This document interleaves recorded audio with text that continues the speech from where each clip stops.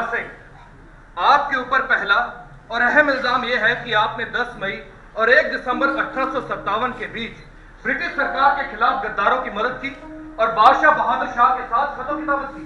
तब मैं बल्लभगढ़ का राजा था या नहीं? जी थे।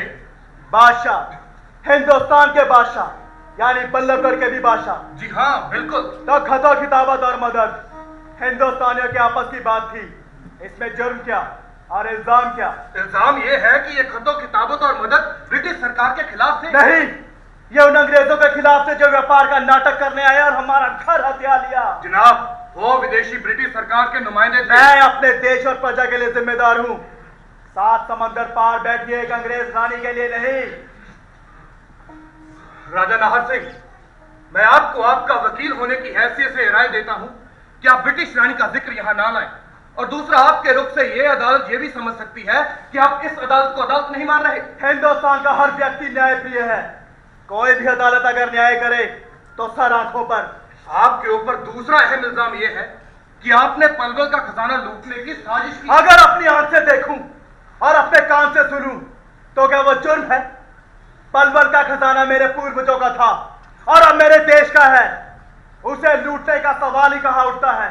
अगर खजाना लूटकर अपना घर भरूं तो मैं मुजरिम हूं। इसका मतलब यह है कि आप जुर्म कर सकते हैं। अगर अपने देश और प्रजा के लिए कुछ करूं, क्या वो जुर्म है? अगर ऐसा करना जुर्म है तो यह जुर्म मैं बार बार करता रहूंगा। मिस्टर सिंह, आपकी बातों से लगता है कि आप ब्रिटिश सरकार को अपना मातहत नहीं समझते। आप ठीक समझे। मिस्टर सिंह, आपके बादशाह पहले ही गिरफ्तार कर लिए जा चुके हैं और अब वो पूरी तरह से ब्रिटिश सरकार पर निर्भर हैं। जब तक राजा नाहर सिंह जिंदा है, इस देश का बच्चा बच्चा अपनी मातृभूमि का बादशाह है। आप जज्बाती हो रहे हैं। जज्बाती तो हमारा सबसे बड़ा हथियार है, तोप के गोलों से कहीं ज्यादा बड़ा हथियार। मिस्टर सिंह, अगर आपका यही रवैया रहा तो आपकी पैरवी करना बेहद मुश्किल है और सजा भी खरी से खरी होगी।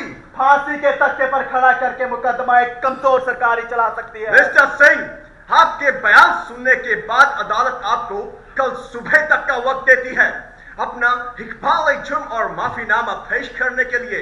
अगर आप कल सुबह तक ऐसा कर पाए तो ठीक, नहीं तो पूरे 3 दिन बाद आवाम के सामने आपको फांसी पर चढ़ा दिया जाएगा। To be hanged till death.